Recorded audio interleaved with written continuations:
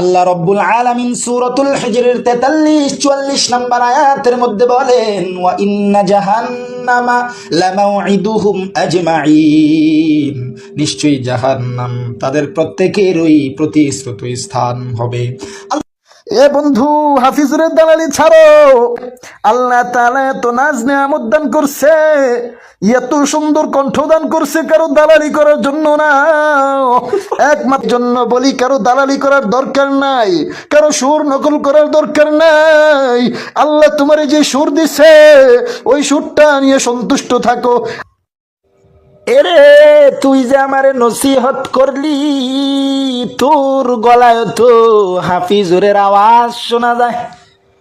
তুইও তো হাফিজুরের দালালি কইরা কইরা আরেকজন রে নসিহত দেস। না না,